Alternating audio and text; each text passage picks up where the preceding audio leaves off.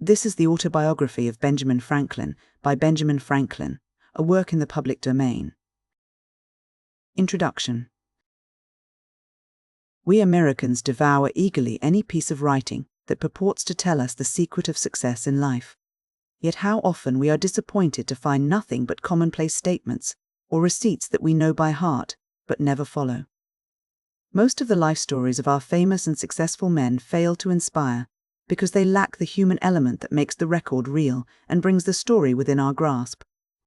While we are searching far and near for some Aladdin's lamp to give coveted fortune, there is ready at our hand if we will only reach out and take it, like the charm in Milton's Comus, unknown and like esteemed, and the dull swain treads on it daily with his clouted shoon, the interesting, human, and vividly told story of one of the wisest and most useful lives in our own history, and, perhaps, in any history. In Franklin's autobiography is offered not so much a ready-made formula for success as the companionship of a real flesh-and-blood man of extraordinary mind and quality, whose daily walk and conversation will help us to meet our own difficulties, much as does the example of a wise and strong friend. While we are fascinated by the story, we absorb the human experience through which a strong and helpful character is building. The thing that makes Franklin's autobiography different from every other life story of a great and successful man is just this human aspect of the account. Franklin told the story of his life, as he himself says, for the benefit of his posterity. He wanted to help them by the relation of his own rise from obscurity and poverty to eminence and wealth. He is not unmindful of the importance of his public services and their recognition, yet his accounts of these achievements are given only as a part of the story, and the vanity displayed is incidental and in keeping with the honesty of the recital. There is nothing of the impossible in the method and practice of Franklin as he sets them forth. The youth who reads the fascinating story is astonished to find that Franklin in his early years struggled with the same everyday passions and difficulties that he himself experiences, and he loses the sense of discouragement that comes from a realization of his own shortcomings and inability to attain. There are other reasons why the autobiography should be an intimate friend of American young people. Here they may establish a close relationship with one of the foremost Americans, as well as one of the wisest men of his age. The life of Benjamin Franklin is of importance to every American primarily because of the part he played in securing the independence of the United States and in establishing it as a nation. Franklin shares with Washington the honors of the Revolution and of the events leading to the birth of the new nation. While Washington with the animating spirit of the struggle in the colonies, Franklin was its ablest champion abroad. To Franklin's cogent reasoning and keen satire, we owe the clear and forcible presentation of the American case in England and France, while to his personality and diplomacy, as well as to his facile pen, we are indebted for the foreign alliance and the funds without which Washington's work must have failed. His patience, fortitude, and practical wisdom, coupled with self-sacrificing devotion to the cause of his country, are hardly less noticeable than similar qualities displayed by Washington. In fact, Franklin as a public man was much like Washington, especially in the entire disinterestedness of his public service. Franklin is also interesting to us because by his life and teachings he has done more than any other American to advance the material prosperity of his countrymen. It is said that his widely and faithfully read maxims made Philadelphia and Pennsylvania wealthy, while Poor Richard's pithy sayings, translated into many languages, have had a worldwide influence. Franklin is a good type of our American manhood. Although not the wealthiest or the most powerful, he is undoubtedly, in the versatility of his genius and achievements, the greatest of our self-made men. The simple yet graphic story in the autobiography of his steady rise from humble boyhood in a tallow chandler shop by industry, economy, and perseverance in self-improvement to eminence is the most remarkable of all the remarkable histories of our self-made men. It is in itself a wonderful illustration of the results possible to be attained in a land of unequaled opportunity by following Franklin's maxims. Franklin's fame, however, was not confined to his own country. Although he lived in a century notable for the rapid evolution of scientific and political thought and activity, yet no less a keen judge and critic than Lord Jeffrey, the famous editor of the Edinburgh Review, a century ago said that, in one point of view, the name of Franklin must be considered as standing higher than any of the others which illustrated the 18th century. Distinguished as a statesman, he was equally great as a philosopher. thus uniting in himself a rare degree of excellence in both these pursuits, to excel in either of which is deemed the highest praise. Franklin has indeed been aptly called many-sided. He was eminent in science and public service, in diplomacy and in literature. He was the Edison of his day, turning his scientific discoveries to the benefit of his fellow men. He perceived the identity of lightning and electricity and set up the lightning rod. He invented the Franklin stove, still widely used, and refused to patent it. He possessed a masterly shrewdness in business and practical affairs. Carlyle called him the father of all the Yankees. He founded a fire company, assisted in founding a hospital, and improved the cleaning and lighting of streets. He developed journalism, established the American Philosophical Society, the Public Library in Philadelphia, and the University of Pennsylvania. He organized a postal system for the colonies, which was the basis of the present United States Post Office. Bancroft, the eminent historian, called him the greatest diplomatist of his century. He perfected the Albany Plan of Union for the colonies. He is the only statesman who signed the Declaration of Independence, the Treaty of Alliance with France, the Treaty of Peace with England, and the Constitution. As a writer, he has produced, in his autobiography and in Poor Richard's Almanac, 2 works that are not surpassed by similar writing. He received honorary degrees from Harvard and Yale, from Oxford and St Andrews, and was made a Fellow of the Royal Society, which awarded him the Copley Gold Medal for improving natural knowledge. He was one of the 8 foreign associates of the French Academy of Science. The careful study of the autobiography is also valuable because of the style in which it is written. If Robert Louis Stevenson is right in believing that his remarkable style was acquired by imitation, then the youth who would gain the power to express his ideas clearly, forcibly, and interestingly, cannot do better than to study Franklin's method. Franklin's fame in the scientific world was due almost as much to his modest, simple, and sincere manner of presenting his discoveries, and to the precision and clearness of the style in which he described his experiments, as to the results he was able to announce. Sir Humphry Davy, the celebrated English chemist, himself an excellent literary critic as well as a great scientist, said, "A singular felicity guided all Franklin's researches, and by very small means he established very grand truths. The style and manner of his publication on electricity are almost as worthy of admiration as the doctrine it contains." Franklin's place in literature is hard to determine because he was not primarily a literary man. His aim in his writings, as in his life work, was to be helpful to his fellow men. For him, writing was never an end in itself, but always a means to an end. Yet his success as a scientist, a statesman, and a diplomat, as well as socially, was in no little part due to his ability as a writer. His letters charmed all and made his correspondence eagerly sought. His political arguments were the joy of his party and the dread of his opponents. His scientific discoveries were explained in language at once so simple and so clear that ploughboy and exquisite could follow his thought or his experiment to its conclusion. As far as American literature is concerned, Franklin has no contemporaries. Before the autobiography, only one literary work of importance had been produced in this country, Cotton Mather's Magnalia, a church history of New England in a ponderous, stiff style. Franklin was the first American author to gain a wide and permanent reputation in Europe. The autobiography, Poor Richard, Father Abraham's Speech, or The Way to Wealth, as well as some of the bagatelles, are as widely known abroad as any American writings. Franklin must also be classed as the first American humorist. English literature of the 18th century was characterized by the development of prose. Periodical literature reached its perfection early in the century in The Tatler and The Spectator of Addison and Steele. Pamphleteers flourished throughout the period. The homelier prose of Bunyan and Defoe gradually gave place to the more elegant and artificial language of Samuel Johnson, who set the standard for prose writing from 1745 onward. This century saw the beginnings of the modern novel in Fielding's Tom Jones, Richardson's Clarissa Harlowe, Sterne's Tristram Shandy, and Goldsmith's Vicar of Wakefield. Gibbon wrote The Decline and Fall of the Roman Empire, Hume his History of England, and Adam Smith The Wealth of Nations. In the simplicity and vigour of his style, Franklin more nearly resembles the earlier group of writers. In his first essays, he was not an inferior imitator of Addison. In his numerous parables, moral allegories, and apologues he showed Bunyan's influence. But Franklin was essentially a journalist. In his swift, terse style he is most like Defoe, who was the first great English journalist and master of the newspaper narrative.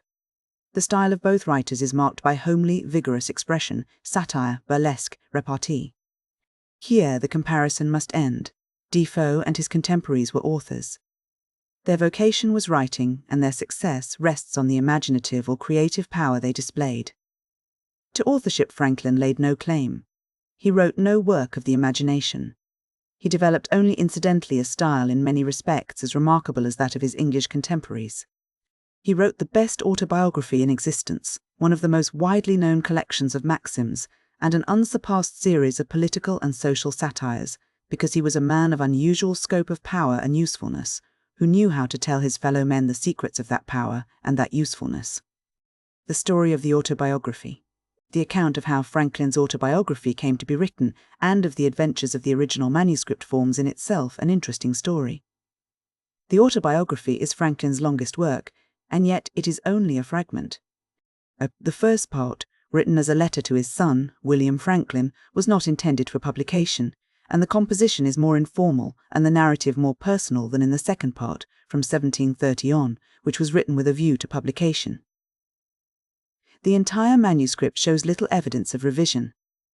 In fact, the expression is so homely and natural that his grandson, William Temple Franklin, in editing the work, changed some of the phrases because he thought them inelegant and vulgar. Franklin began the story of his life while on a visit to his friend, Bishop Shipley, at Twyford, in Hampshire, southern England, in 1771. He took the manuscript, completed to 1731, with him when he returned to Philadelphia in 1775. It was left there with his other papers when he went to France in the following year and disappeared during the confusion incident to the Revolution. 23 pages of closely written manuscript fell into the hands of Abel James, an old friend, who sent a copy to Franklin at Passy, near Paris, urging him to complete the story. Franklin took up the work at Passy in 1784 and carried the narrative forward a few months. He changed the plan to meet his new purpose of writing to benefit the young reader. His work was soon interrupted and was not resumed until 1788, when he was at home in Philadelphia. He was now old, infirm, and suffering, and was still engaged in public service. Under these discouraging conditions, the work progressed slowly. It finally stopped when the narrative reached the year 1757. Copies of the manuscript were sent to friends of Franklin in England and France, among others to Monsieur Le Veillard at Paris. The first edition of the autobiography was published in French at Paris in 1791. It was clumsily and carelessly translated and was imperfect and unfinished. Where the translator got the manuscript is not known. Le Veillard disclaimed any knowledge of the publication. From this faulty French edition, many others were printed, some in Germany, 2 in England, and another in France. So great was the demand for the work. In the meantime, the original manuscript of the autobiography had started on a varied and adventurous career. It was left by Franklin with his other works to his grandson, William Temple Franklin, whom Franklin designated as his literary executor.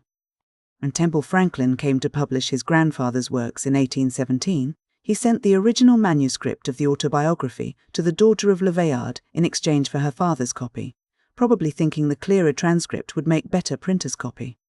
The original manuscript thus found its way to the Le Veillard family and connections, where it remained until sold in 1867 to Mr. John Bigelow, United States Minister to France.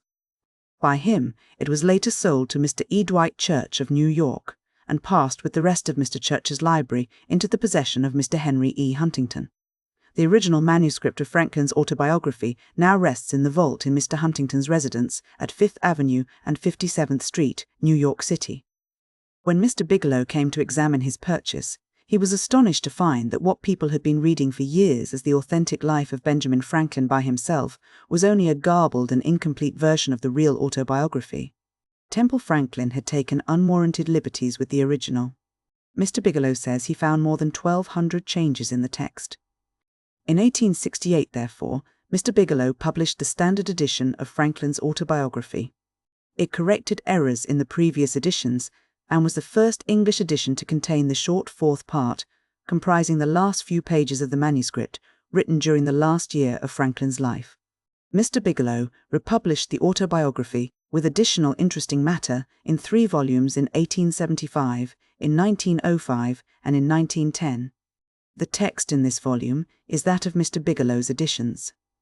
The autobiography has been reprinted in the United States many scores of times and translated into all the languages of Europe. It has never lost its popularity and is still in constant demand at circulating libraries.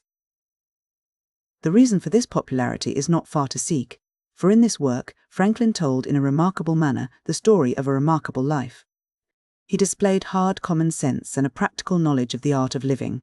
He selected and arranged his material, perhaps unconsciously, with the unerring instinct of the journalist for the best effects. His success is not a little due to his plain, clear, vigorous English. He used short sentences and words, homely expressions, apt illustrations, and pointed allusions. Franklin had a most interesting, varied, and unusual life. He was one of the greatest conversationalists of his time. His book is the record of that unusual life told in Franklin's own unexcelled conversational style. It is said that the best parts of Boswell's famous biography of Samuel Johnson are those parts where Boswell permits Johnson to tell his own story. In the autobiography, a no less remarkable man and talker than Samuel Johnson is telling his own story throughout. FWP, The Gilman Country School, Baltimore, September 1916. Transcriber's note. Transcription of these pages are given at the end of the text. Autobiography of Benjamin Franklin. I. Ancestry A.N.D. Early Youth I.N. Boston Twyford at the Bishop of St. Asaph's 1771. Dear son, I have ever had pleasure in obtaining any little anecdotes of my ancestors. You may remember the inquiries I made among the remains of my relations when you were with me in England, and the journey I undertook for that purpose. Imagining it may be equally agreeable to you to know the circumstances of my life, many of which you are yet unacquainted with, and expecting the enjoyment of a week's uninterrupted leisure in my present country retirement, I sit down to write them for you, to which I have besides some other inducements. Having emerged from the poverty and obscurity in which I was born and bred, to a state of affluence and some degree of reputation in the world, and having gone so far through life with a considerable share of felicity, the conducing means I made use of, which with the blessing of God so well succeeded, my posterity may like to know, as they may find some of them suitable to their own situations, and therefore fit to be imitated. That felicity, when I reflected on it, has induced me sometimes to say, that were it offered to my choice, I should have no objection to a repetition of the same life from its beginning, only asking the advantages authors have in a second edition to correct some faults of the first. So I might, besides correcting the faults, change some sinister accidents and events of it for others more favourable.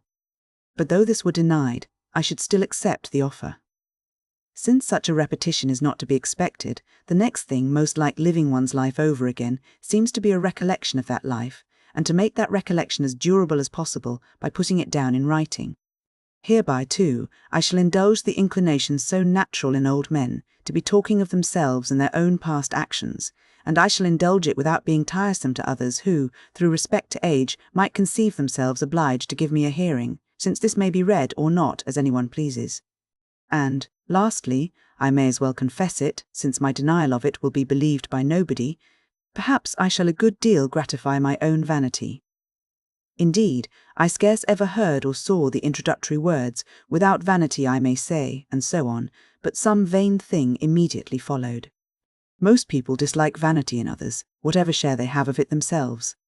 But I give it fair quarter wherever I meet with it, being persuaded that it is often productive of good to the possessor, and to others that are within his sphere of action, and therefore in many cases it would not be altogether absurd if a man were to thank God for his vanity among the other comforts of life. Gibbon and Hume, the great British historians, who were contemporaries of Franklin, express in their autobiographies the same feeling about the propriety of just self-praise. And now I speak of thanking God, I desire with all humility to acknowledge that I owe the mentioned happiness of my past life to his kind providence, which lead me to the means I used and gave them success. My belief of this induces me to hope, though I must not presume, that the same goodness will still be exercised toward me in continuing that happiness, or enabling me to bear a fatal reverse, which I may experience as others have done, the complexion of my future fortune being known to him, only in whose power it is to bless to us even our afflictions. The notes one of my uncles, who had the same kind of curiosity in collecting family anecdotes, once put into my hands, furnished me with several particulars relating to our ancestors. From these notes I learned that the family had lived in the same village, Ecton, in Northamptonshire, for 300 years, and how much longer he knew not. Perhaps from the time when the name of Franklin, that before was the name of an order of people, was assumed by them as a surname when others took surnames all over the kingdom, on a freehold of about 30 acres, aided by the smith's business, which had continued in the family till his time, the eldest son being always bred to that business, a custom which he and my father followed as to their eldest sons. When I searched the registers at Ecton, I found an account of their births, marriages, and burials from the year 1555 only, there being no registers kept in that parish at any time preceding. By that register, I perceived that I was the youngest son of the youngest son for 5 generations back. My grandfather Thomas, who was born in 1598, lived at Ecton till he grew too old to follow business longer, when he went to live with his son John, a dyer at Banbury, in Oxfordshire, with whom my father served an apprenticeship. There my grandfather died and lies buried. We saw his gravestone in 1758. His eldest son Thomas lived in the house at Ecton, and left it with the land to his only child, a daughter, who, with her husband, one Fisher, of Wellingborough, sold it to Mr. Ested, now lord of the manor there. My grandfather had 4 sons that grew up, viz. Thomas, John, Benjamin, and Josiah. I will give you what account I can of them at this distance from my papers, and if these are not lost in my absence, you will among them find many more particulars. Thomas was bred a smith unto his father, but, being ingenious, and encouraged in learning, as all my brothers were, by an Esquire Palmer, then the principal gentleman in that parish, he qualified himself for the business of scrivener, became a considerable man in the county, was a chief mover of all public-spirited undertakings for the county or town of Northampton, and his own village, of which many instances were related of him, and much taken notice of, and patronised by the then Lord Halifax. He died in 1702, January 6, old style, just 4 years to a day before I was born. The account we received of his life and character from some old people at Ecton, I remember, struck you as something extraordinary, from its similarity to what you knew of mine. Had he died on the same day, you said, one might have supposed a transmigration. John was bred a dyer, I believe of woollens. Benjamin was bred a silk dyer, serving an apprenticeship at London. He was an ingenious man. I remember him well, for when I was a boy he came over to my father in Boston and lived in the house with us some years. He lived to a great age. His grandson, Samuel Franklin, now lives in Boston. He left behind him 2 quarto volumes, MSS, of his own poetry, consisting of little occasional pieces addressed to his friends and relations, of which the following, sent to me, is a specimen. He had formed a shorthand of his own, which he taught me, but never practising it, I have now forgot it. I was named after this uncle, there being a particular affection between him and my father. He was very pious, a great attender of sermons of the best preachers, which he took down in his shorthand, and had with him many volumes of them. He was also much of a politician, too much perhaps for his station. There fell lately into my hands, in London, a collection he had made of all the principal pamphlets relating to public affairs, from 1641 to 1717, many of the volumes are wanting as appears by the numbering, but there still remain 8 volumes in folio, and 24 in quarto and in octavo. A dealer in old books met with them, and knowing me by my sometimes buying of him, he brought them to me. It seems my uncle must have left them here when he went to America, which was about 50 years since. There are many of his notes in the margins. This obscure family of ours was early in the Reformation, and continued Protestants through the reign of Queen Mary, when they were sometimes in danger of trouble on account of their zeal against popery. They had got an English Bible, and to conceal and secure it, it was fastened open with tapes under and within the cover of a joint stool. When my great-great-grandfather read it to his family, he turned up the joint stool upon his knees, turning over the leaves, then under the tapes. One of the children stood at the door to give notice if he saw the apparitor coming, who was an officer of the spiritual court. In that case the stool was turned down again upon its feet, when the Bible remained concealed under it as before. This anecdote I had from my uncle Benjamin.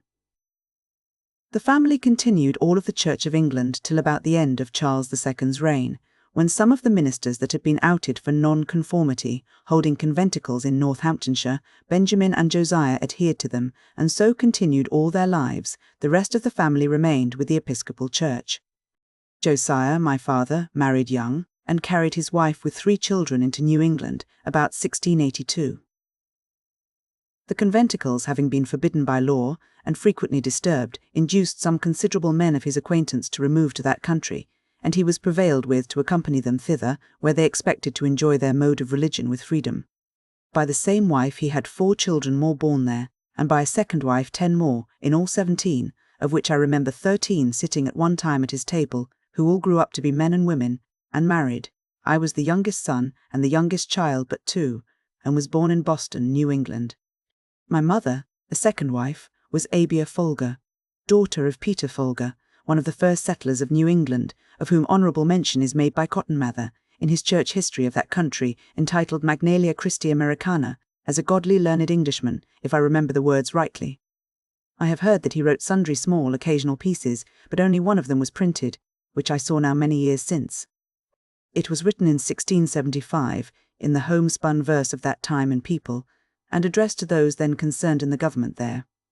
It was in favour of liberty of conscience, and in behalf of the Baptists, Quakers, and other sectaries that had been under persecution, ascribing the Indian wars and other distresses that had befallen the country to that persecution, as so many judgments of God to punish so heinous an offence, and exhorting a repeal of those uncharitable laws. The whole appeared to me as written with a good deal of decent plainness and manly freedom. The 6 concluding lines I remember, though I have forgotten the 2 first of the stanza, but the purport of them was that his censures proceeded from good will, and therefore he would be known to be the author. Because to be a libella, says he, I hate it with my heart, from Sherburn town, where now I dwell my name I do put here, without offence your real friend, it is Peter Folger. My elder brothers were all put apprentices to different trades. I was put to the grammar school at 8 years of age, my father intending to devote me, as the tithe of his sons, to the service of the church. My early readiness in learning to read, which must have been very early, as I do not remember when I could not read, and the opinion of all his friends that I should certainly make a good scholar, encouraged him in this purpose of his. My uncle Benjamin, too, approved of it, and proposed to give me all his shorthand volumes of sermons, I suppose as a stock to set up with, if I would learn his character. I continued, however, at the grammar school not quite 1 year, though in that time I had risen gradually from the middle of the class of that year to be the head of it, and father was removed into the next class above it, in order to go with that into the 3rd at the end of the year. But my father, in the meantime, from a view of the expense of a college education, which having so large a family he could not well afford, and the mean living many so educated were afterwards able to obtain, reasons that he gave to his friends in my hearing, altered his first intention, took me from the grammar school, and sent me to a school for writing and arithmetic, kept by a then famous man, Mr. George Brownell, very successful in his profession generally, and that by mild, encouraging methods. Under him I acquired fair writing pretty soon, but I failed in the arithmetic and made no progress in it.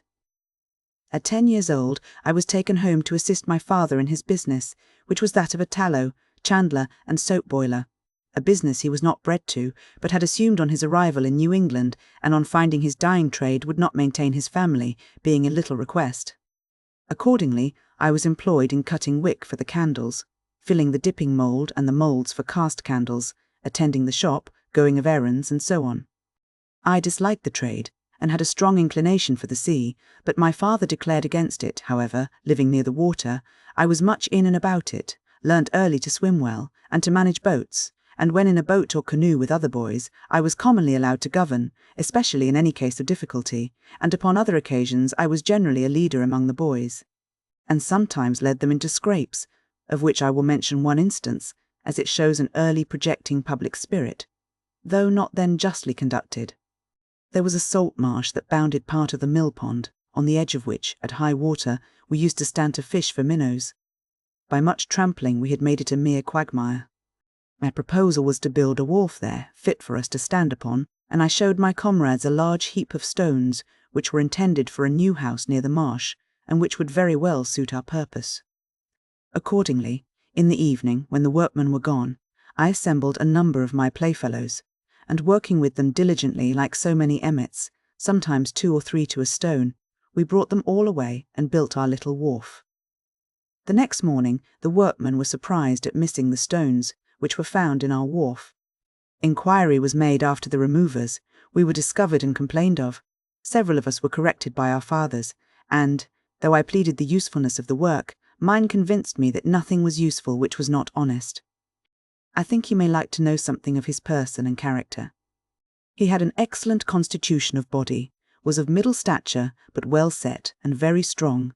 He was ingenious, could draw prettily, was skilled a little in music, and had a clear, pleasing voice, so that when he played psalm tunes on his violin and sung withal, as he sometimes did in an evening after the business of the day was over, it was extremely agreeable to hear.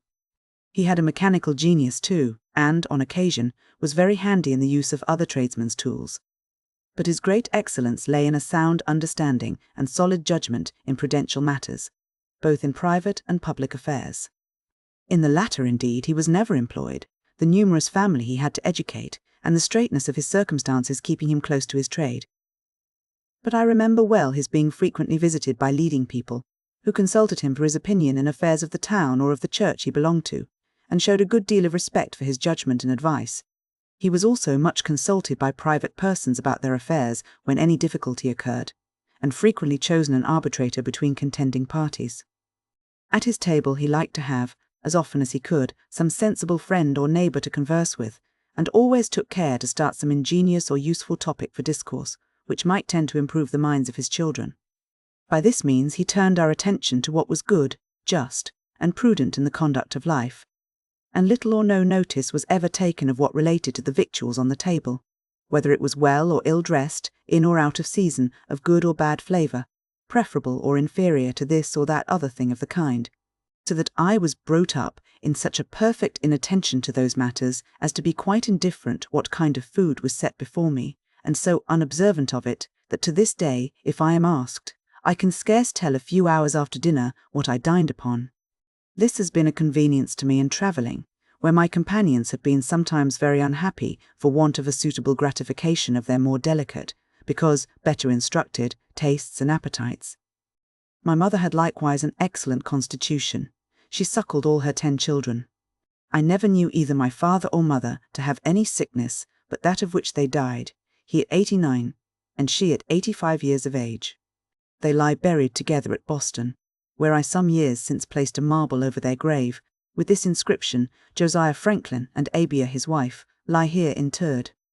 They lived lovingly together in wedlock 55 years, without an estate or any gainful employment. By constant labour and industry, with God's blessing, they maintained a large family comfortably and brought up 13 children and 7 grandchildren reputably.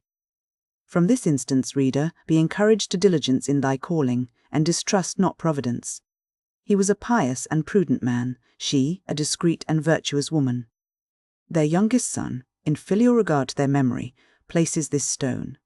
J.F., born 1655, died 1744, aetat. 89. A.F., born 1667, died 1752, 85. By my rambling digressions, I perceived myself to be grown old.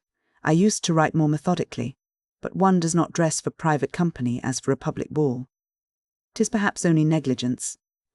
To return, I continued thus employed in my father's business for 2 years.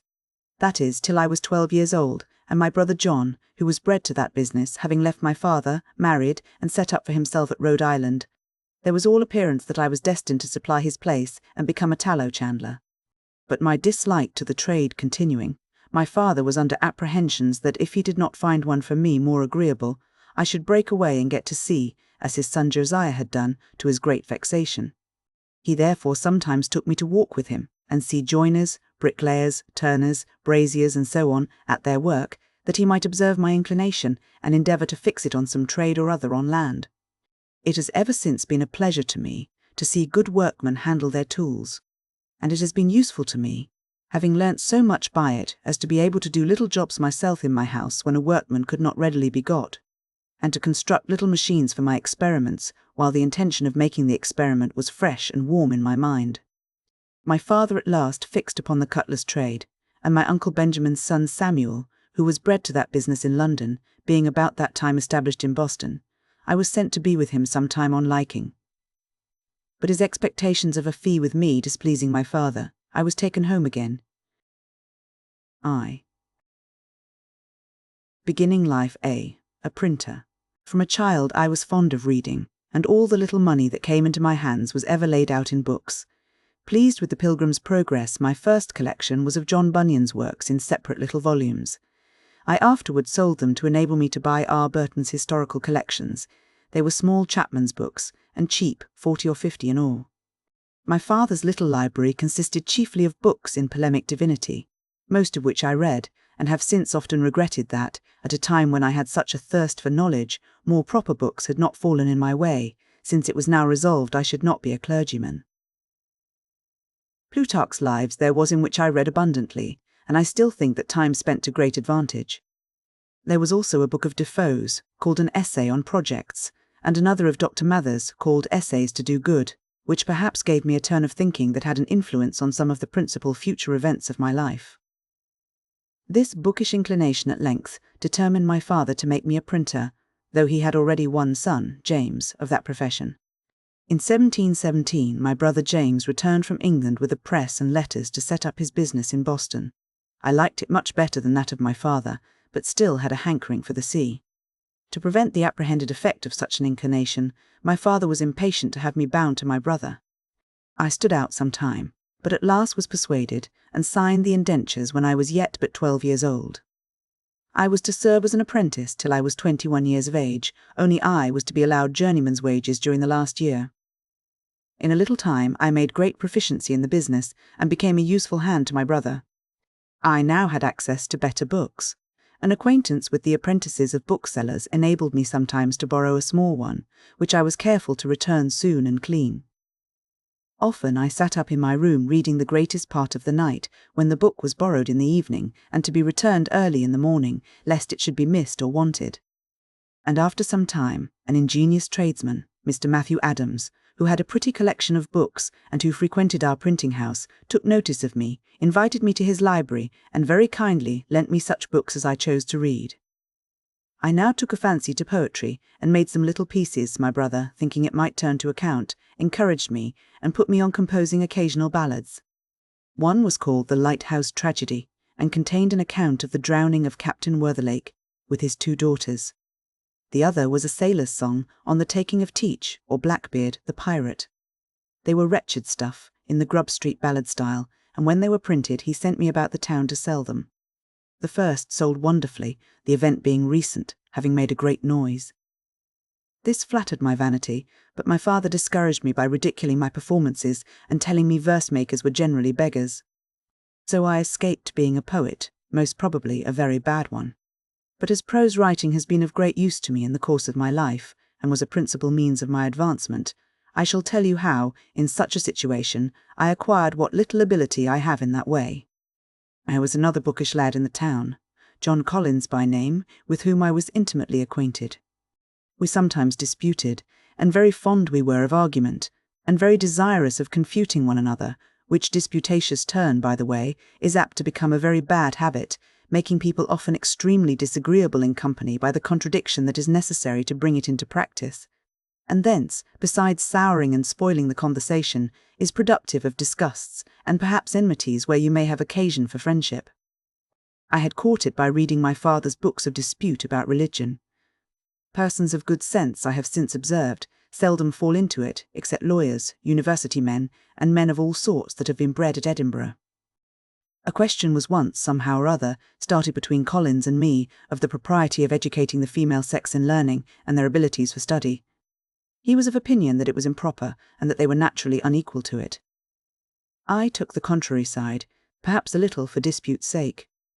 He was naturally more eloquent, had already plenty of words, and sometimes, as I thought, bore me down more by his fluency than by the strength of his reasons. As we parted without settling the point, and were not to see one another again for some time, I sat down to put my arguments in writing, which I copied fair and sent to him. He answered, and I replied. 3 or 4 letters of aside had passed, when my father happened to find my papers and read them. Without entering into the discussion, he took occasion to talk to me about the manner of my writing, observed that, though I had the advantage of my antagonist in correct spelling and pointing, which I owed to the printing house, I fell far short in elegance of expression, in method and in perspicuity, of which he convinced me by several instances. I saw the justice of his remarks, and thence grew more attentive to the manner in writing, and determined to endeavour at improvement. About this time, I met with an odd volume of The Spectator. It was the third. I had never before seen any of them. I bought it, read it over and over, and was much delighted with it. I thought the writing excellent and wished, if possible, to imitate it. With this view, I took some of the papers and, making short hints of the sentiment in each sentence, laid them by a few days, and then, without looking at the book, tried to complete the papers again by expressing each hinted sentiment at length, and as fully as it had been expressed before, in any suitable words that should come to hand. Then I compared my Spectator with the original, discovered some of my faults, and corrected them. But I found I wanted a stock of words, or a readiness in recollecting and using them, which I thought I should have acquired before that time if I had gone on making verses, since the continual occasion for words of the same import, but of different length, to suit the measure, or of different sound for the rhyme, would have laid me under a constant necessity of searching for variety, and also have tended to fix that variety in my mind, and make me master of it. Therefore I took some of the tales and turned them into verse, and, after a time, when I had pretty well forgotten the prose, turned them back again. I also sometimes jumbled my collections of hints into confusion, and after some weeks endeavoured to reduce them into the best order before I began to form the full sentences and complete the paper. This was to teach me method in the arrangement of thoughts. By comparing my work afterwards with the original, I discovered many faults and amended them. But I sometimes had the pleasure of fancying that, in certain particulars of small import, I had been lucky enough to improve the method of the language, and this encouraged me to think I might possibly in time come to be a tolerable English writer, of which I was extremely ambitious. My time for these exercises and for reading was at night, after work, or before it began in the morning, or on Sundays, when I contrived to be in the printing house alone, evading as much as I could the common attendance on public worship, which my father used to exact of me when I was under his care, and which indeed I still thought a duty, thought I could not, as it seemed to me, afford time to practice it. When about 16 years of age I happened to meet with a book, written by one Tryon, recommending a vegetable diet. I determined to go into it. My brother, being yet unmarried, did not keep house, but boarded himself and his apprentices in another family. My refusing to eat flesh occasioned an inconveniency, and I was frequently chid for my singularity. I made myself acquainted with Tryon's manner of preparing some of his dishes, such as boiling potatoes or rice, making hasty pudding, and a few others, and then proposed to my brother that if he would give me, weekly, half the money he paid for my board, I would board myself. He instantly agreed to it, and I presently found that I could save half what he paid me. This was an additional fund for buying books. But I had another advantage in it. My brother and the rest going from the printing house to their meals, I remained there alone, and, dispatching presently my light repast, which often was no more than a biscuit or a slice of bread, a handful of raisins or a tart from the pastry cook's, and a glass of water, had the rest of the time till their return for study, in which I made the greater progress, from that greater clearness of head and quicker apprehension which usually attend temperance in eating and drinking. And now it was that, being on some occasion made ashamed of my ignorance in figures, which I had twice failed in learning when at school, I took Cocker's book of arithmetic and went through the whole by myself with great ease. I also read Seller's and Charmy's books of navigation, and became acquainted with the little geometry they contain, but never proceeded far in that science. And I read about this time Locke on Human Understanding and the Art of Thinking by Messrs. de Port Royal. While I was intent on improving my language, I met with an English grammar, I think it was Greenwood's, at the end of which there were 2 little sketches of the arts of rhetoric and logic, the latter finishing with a specimen of a dispute in the Socratic method, and soon after I procured Xenophon's Memorable Things of Socrates, wherein there are many instances of the same method. I was charmed with it, adopted it, dropped my abrupt contradiction and positive argumentation, and put on the humble inquirer and doubter. And being then, from reading Shaftesbury and Collins, become a real doubter in many points of our religious doctrine, I found this method safest for myself and very embarrassing to those against whom I used it. Therefore I took a delight in it, practised it continually, and grew very artful and expert in drawing people, even of superior knowledge, into concessions, the consequences of which they did not foresee, entangling them in difficulties out of which they could not extricate themselves, and so obtaining victories that neither myself nor my cause always deserved.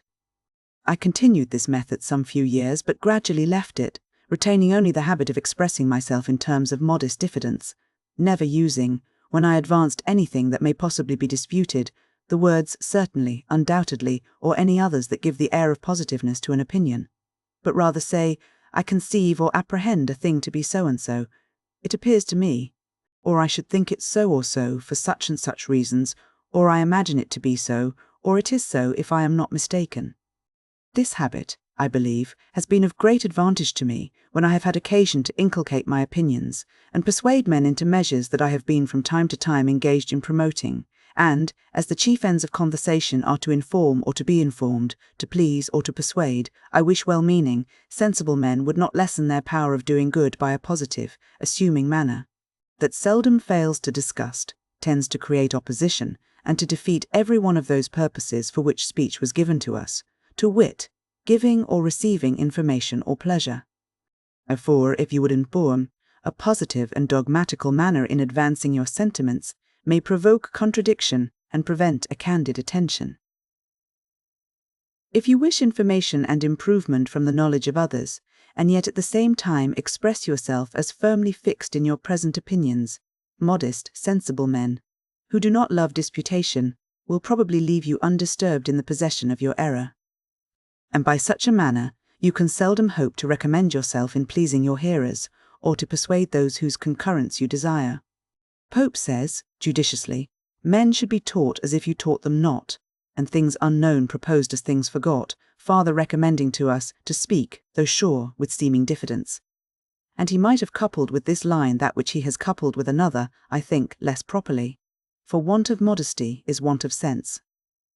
If you ask, why less properly? I must repeat the lines. Immodest words admit of no defence, for want of modesty is want of sense. Now, is not want of sense, where a man is so unfortunate as to want it, some apology for his want of modesty? And would not the lines stand more justly thus? Immodest words admit, but this defence, that want of modesty is want of sense. This, however, I should submit to better judgments. My brother had, in 1720 or 1721, begun to print a newspaper. It was the second that appeared in America, and was called the New England Current. The only one before it was the Boston Newsletter. I remember his being dissuaded by some of his friends from the undertaking, as not likely to succeed, one newspaper being, in their judgment, enough for America. At this time, 1771, there are not less than 25. He went on, however, with the undertaking, and after having worked in composing the types and printing off the sheets, I was employed to carry the papers through the streets to the customers. Transcriber's note, transcription given at the end of the text. He had some ingenious men among his friends who amused themselves by writing little pieces for this paper, which gained it credit and made it more in demand, and these gentlemen often visited us. Hearing their conversations and their accounts of the approbation their papers were received with, I was excited to try my hand among them, but, being still a boy, and suspecting that my brother would object to printing anything of mine in his paper if he knew it to be mine, I contrived to disguise my hand, and, writing an anonymous paper, I put it in at night under the door of the printing house. It was found in the morning, and communicated to his writing friends when they called in as usual. They read it, commented on it in my hearing, and I had the exquisite pleasure of finding it met with their approbation, and that, in their different guesses at the author, none were named but men of some character among us for learning and ingenuity. I suppose now that I was rather lucky in my judges, and that perhaps they were not really so very good ones as I then esteemed them. Encouraged, however, by this, I wrote and conveyed in the same way to the press several more papers which were equally approved, and I kept my secret till my small fund of sense for such performances was pretty well exhausted.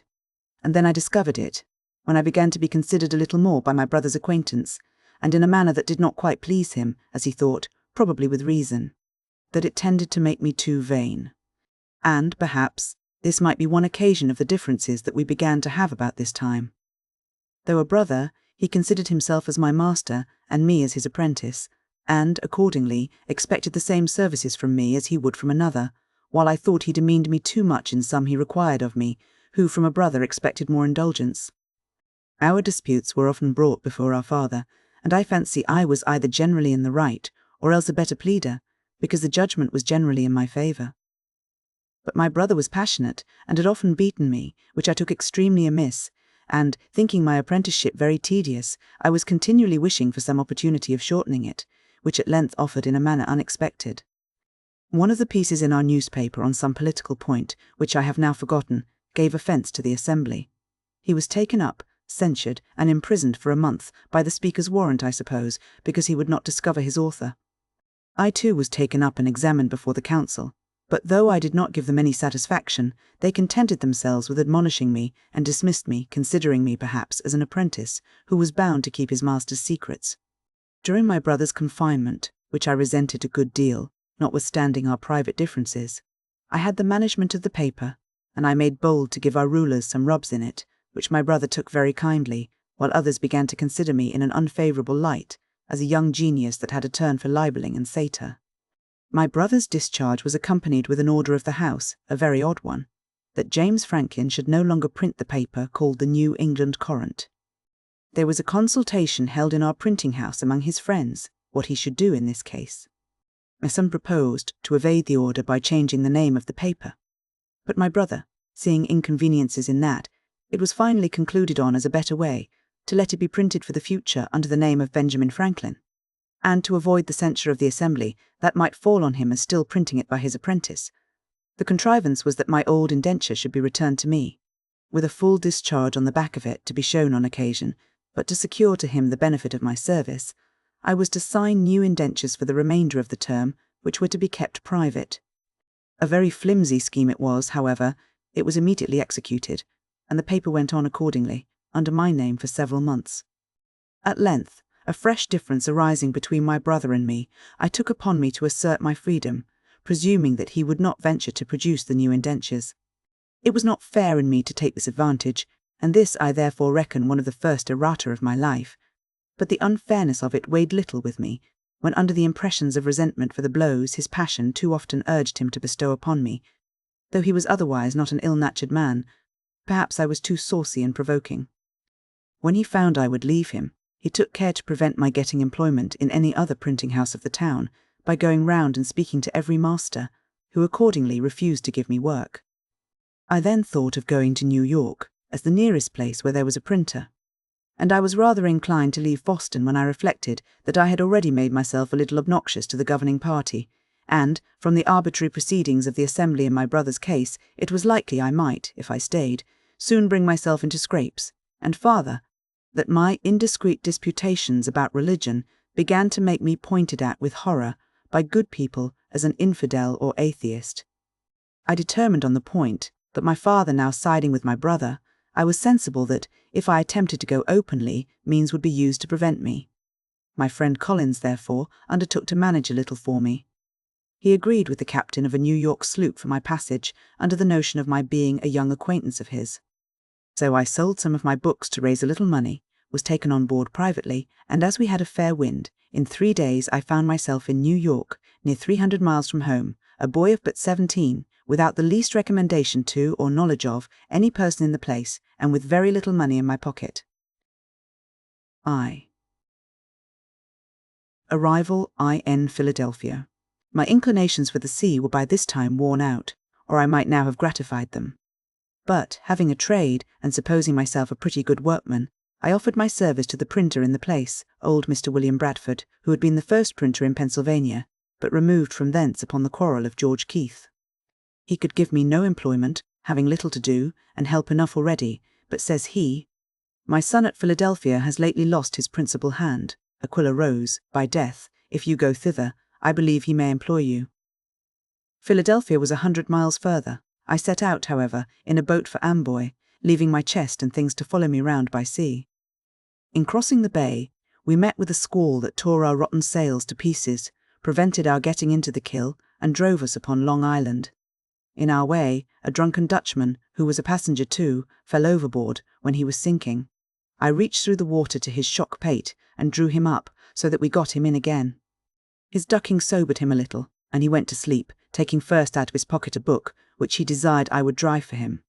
It proved to be my old favourite author, Bunyan's Pilgrim's Progress, in Dutch, finely printed on good paper, with copper cuts, a dress better than I had ever seen it wear in its own language. I have since found that it has been translated into most of the languages of Europe, and suppose it has been more generally read than any other book, except perhaps the Bible.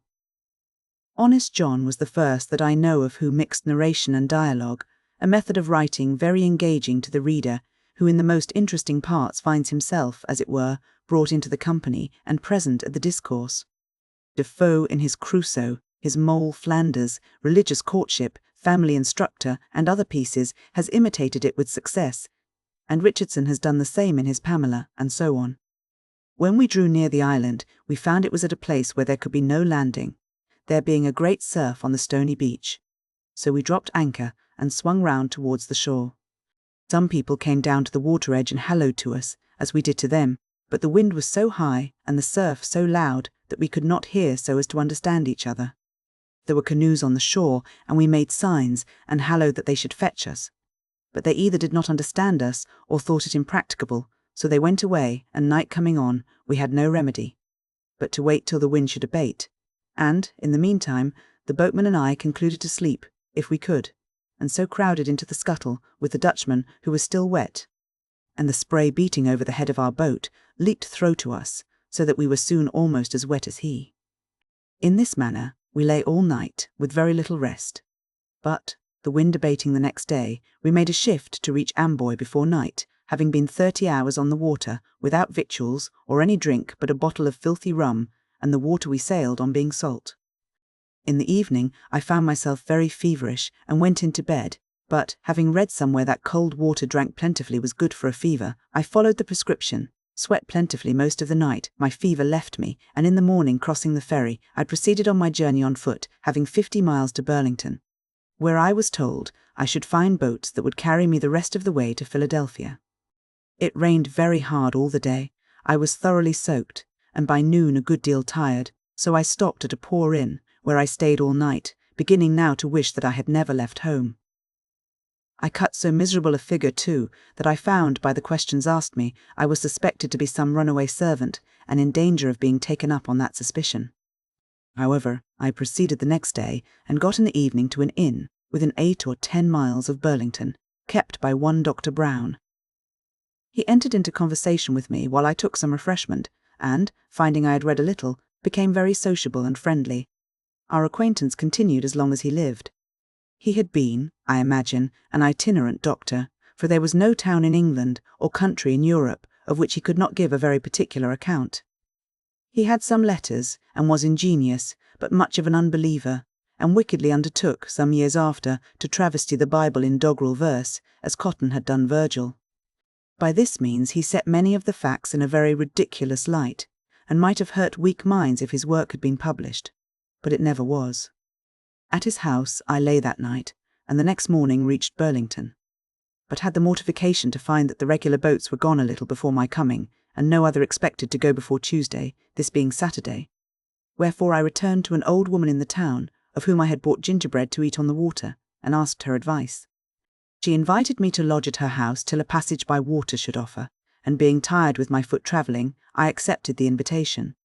She, understanding I was a printer, would have had me stay at that town and follow my business, being ignorant of the stock necessary to begin with. She was very hospitable, gave me a dinner of ox cheek with great good will, accepting only of a pot of ale in return, and I thought myself fixed till Tuesday should come. However, walking in the evening by the side of the river, a boat came by, which I found was going towards Philadelphia, with several people in her. They took me in, and, as there was no wind, we rowed all the way, and about midnight, not having yet seen the city, some of the company were confident we must have passed it, and would row no farther. The others knew not where we were, so we put toward the shore, got into a creek, landed near an old fence, with the rails of which we made a fire, the night being cold, in October, and there we remained till daylight. Then one of the company knew the place to be Cooper's Creek, a little above Philadelphia, which we saw as soon as we got out of the creek, and arrived there about 8 or 9 o'clock on the Sunday morning, and landed at the Market Street wharf. I have been the more particular in this description of my journey, and shall be so of my first entry into that city, that you may in your mind compare such unlikely beginnings with the figure I have since made there. I was in my working dress, my best clothes being to come round by sea. I was dirty from my journey, My pockets were stuffed out with shirts and stockings, and I knew no soul nor where to look for lodging. I was fatigued with travelling, rowing, and want of rest. I was very hungry, and my whole stock of cash consisted of a Dutch dollar and about a shilling in copper. The latter I gave the people of the boat for my passage, who at first refused it on account of my rowing, but I insisted on their taking it. A man being sometimes more generous when he has but a little money than when he has plenty, perhaps through fear of being thought to have but little. Then I walked up the street, gazing about till near the market-house I met a boy with bread. I had made many a meal on bread, and, inquiring where he got it, I went immediately to the baker's. He directed me to in Second Street, and asked for biscuit, intending such as we had in Boston, but they, it seems, were not made in Philadelphia. Then I asked for a 3-penny loaf, and was told they had none such. So not considering or knowing the difference of money, and the greater cheapness, nor the names of his bread, I bade him give me 3 penny worth of any sort. He gave me, accordingly, 3 great puffy rolls. I was surprised at the quantity, but took it, and, having no room in my pockets, walked off with a roll under each arm, and eating the other. Thus I went up Market Street as far as 4th Street, passing by the door of Mr. Red, my future wife's father, when she, standing at the door, saw me, and thought I made, as I certainly did, a most awkward, ridiculous appearance. Then I turned, and went down Chestnut Street and part of Walnut Street, eating my roll all the way, and, coming round, found myself again at Market Street Wharf, near the boat I came in, to which I went for a draught of the river water, and, being filled with one of my rolls, gave the other 2 to a woman and her child that came down the river in the boat with us, and were waiting to go farther. Thus refreshed, I walked again up the street, which by this time had many clean-dressed people in it, who were all walking the same way. I joined them, and thereby was led into the great meeting-house of the Quakers near the market. I sat down among them, and, after looking round a while, and hearing nothing said, being very drowsy through labour and want of rest the preceding night, I fell fast asleep, and continued so till the meeting broke up, when one was kind enough to rouse me. This was, therefore, the first house I was in, or slept in Philadelphia. Walking down again toward the river, and, looking in the faces of people, I met a young Quaker man, whose countenance I liked, and, accosting him, requested he would tell me where a stranger could get lodging. We were then near the sign of the 3 Mariners.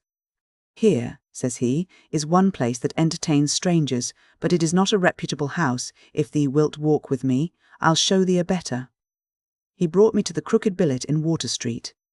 Here I got a dinner, and, while I was eating it, several sly questions were asked me, as it seemed to be suspected from my youth and appearance that I might be some runaway. After dinner, my sleepiness returned, and being shown to a bed, I lay down without undressing, and slept till 6 in the evening, was called to supper, went to bed again very early, and slept soundly till next morning. Then I made myself as tidy as I could, and went to Andrew Bradford the printer's. I found in the shop the old man, his father, whom I had seen at New York, and who, travelling on horseback, had got to Philadelphia before me. He introduced me to his son, who received me civilly, gave me a breakfast, but told me he did not at present want a hand, being lately supplied with one, but there was another printer in town, lately set up, one Keimer, who, perhaps might employ me, if not, I should be welcome to lodge at his house, and he would give me a little work to do now and then till fuller business should offer. The old gentleman said he would go with me to the new printer, and when we found him, "Neighbour," says Bradford, "I have brought to see you a young man of your business. Perhaps you may want such a one."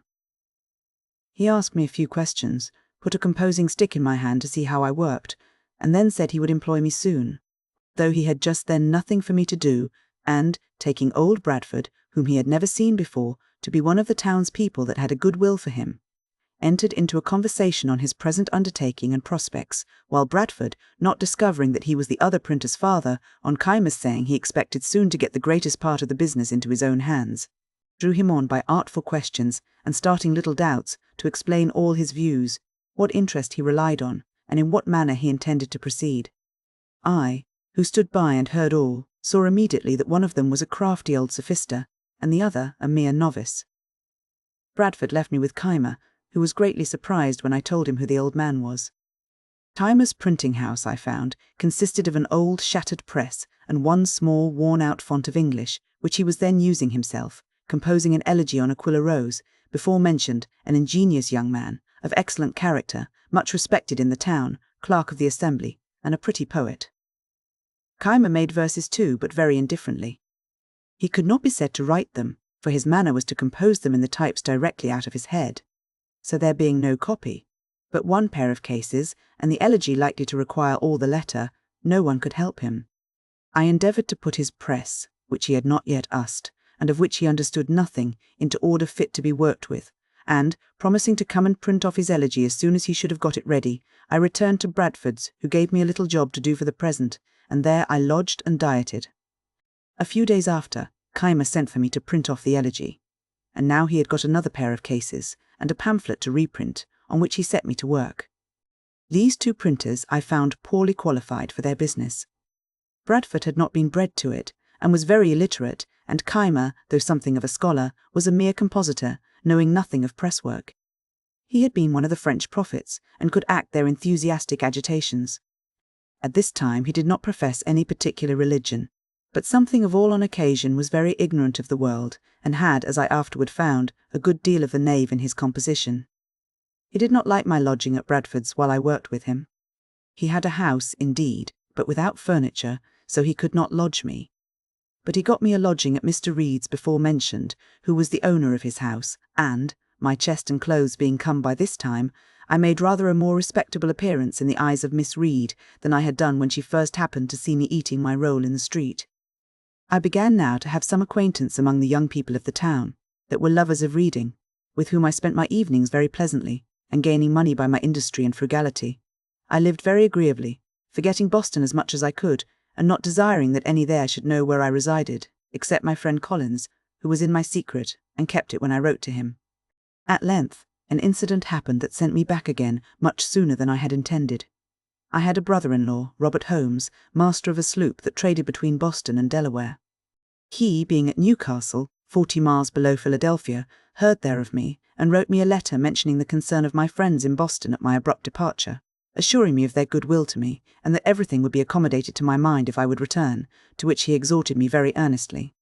I wrote an answer to his letter, thanked him for his advice, but stated my reasons for quitting Boston fully, and in such a light as to convince him I was not so wrong as he had apprehended. Ive. First visit T.O. Boston. Sir William Keith, governor of the province, was then at Newcastle, and Captain Holmes, happening to be in company with him when my letter came to hand, spoke to him of me and showed him the letter.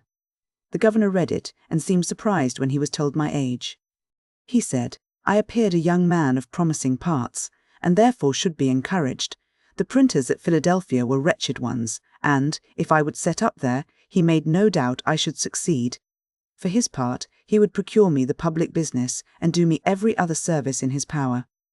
This my brother-in-law afterwards told me in Boston, but I knew as yet nothing of it, when, one day, Keimer and I being at work together near the window, we saw the governor and another gentleman, which proved to be Colonel French of Newcastle, finely dressed, come directly across the street to our house, and heard them at the door.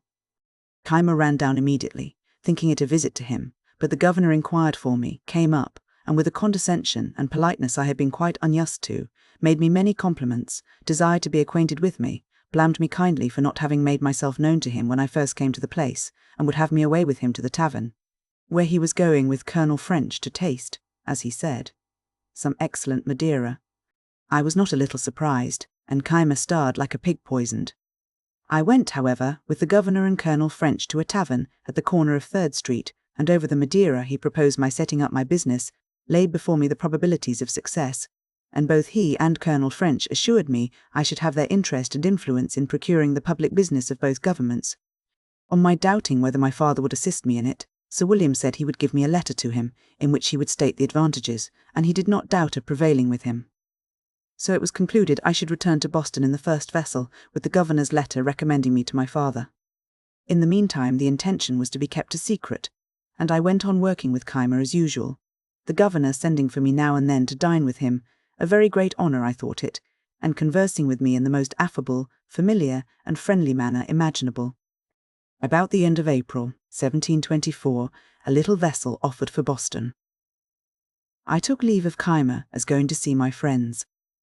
The governor gave me an ample letter, saying many flattering things of me to my father, and strongly recommending the project of my setting up at Philadelphia as a thing that must make my fortune. We struck on a shoal in going down the bay and sprung a leak. We had a blustering time at sea and were obliged to pump almost continually, at which I took my turn. We arrived safe, however, at Boston in about a fortnight. I had been absent 7 months, and my friends had heard nothing of me from my brother. Holmes was not yet returned, and had not written about me. My unexpected appearance surprised the family. All were, however, very glad to see me, and made me welcome, except my brother. I went to see him at his printing house. I was better dressed than ever while in his service, having a genteel new suit from head to foot, a watch, and my pockets lined with near £5 sterling in silver. He received me not very frankly, looked me all over, and turned to his work again. The journeymen were inquisitive where I had been, what sort of a country it was, and how I liked it. I praised it much, and the happy life I led in it, expressing strongly my intention of returning to it, and, one of them asking what kind of money we had there, I produced a handful of silver and spread it before them, which was a kind of raree show they had not been used to, paper being the money of Boston. Then I took an opportunity of letting them see my watch, and, lastly, my brother still grum and sullen, I gave them a piece of 8 to drink and took my leave. This visit of mine offended him extremely, for, when my mother some time after spoke to him of a reconciliation and of her wishes to see us on good terms together, and that we might live for the future as brothers, he said I had insulted him in such a manner before his people that he could never forget or forgive it. In this, however, he was mistaken. My father received the governor's letter with some apparent surprise, but said little of it to me for some days. When Captain Holmes, returning, he showed it to him, asked him if he knew Keith, and what kind of man he was, adding his opinion that he must be of small discretion to think of setting a boy up in business who wanted yet 3 years of being at man's estate. Holmes said what he could in favour of the project, but my father was clear in the impropriety of it, and at last gave a flat denial to it. Then he wrote a civil letter to Sir William, thanking him for the patronage he had so kindly offered me, but declining to assist me as yet in setting up, I being, in his opinion, too young to be trusted with the management of a business so important, and for which the preparation must be so expensive. My friend and companion Collins, who was a clerk in the post office, pleased with the account I gave him of my new country, determined to go thither also, and, while I waited for my father's determination, he set out before me by land to Rhode Island, leaving his books, which were a pretty collection of mathematics and natural philosophy, to come with mine and me to New York, where he proposed to wait for me. My father, though he did not approve Sir William's proposition, was yet pleased that I had been able to obtain so advantageous a character from a person of such note where I had resided, and that I had been so industrious and careful as to equip myself so handsomely in so short a time. Therefore, seeing no prospect of an accommodation between my brother and me, he gave his consent to my returning again to Philadelphia, advised me to behave respectfully to the people there, endeavour to obtain the general esteem, and avoid lampooning and libelling, to which he thought I had too much inclination, telling me that by steady industry and a prudent parsimony I might save enough by the time I was 1 and 20 to set me up, and that, if I came near the matter, he would help me out with the rest. This was all I could obtain, except some small gifts as tokens of his and my mother's love, when I embarked again for New York, now with their approbation and their blessing. And the sloop putting in at Newport, Rhode Island, I visited my brother John, who had been married and settled there some years. He received me very affectionately, for he always loved me. A friend of his, one Vernon, having some money due to him in Pennsylvania, about £35 currency, desired I would receive it for him and keep it till I had his directions what to remit it in. Accordingly, he gave me an order. This afterwards occasioned me a good deal of uneasiness. At Newport, we took in a number of passengers for New York, among which were 2 young women, companions, and a grave, sensible, matron-like Quaker woman with her attendants. I had shown an obliging readiness to do her some little services which impressed her, I suppose with a degree of goodwill toward me. Therefore, when she saw a daily growing familiarity between me and the 2 young women, which they appeared to encourage, she took me aside and said, "Young man, I am concerned for thee, as thou hast no friend with thee, and seems not to know much of the world, or of the snares youth is exposed to. Depend upon it, those are very bad women. I can see it in all their actions, and if thee art not upon thy guard, they will draw thee into some danger.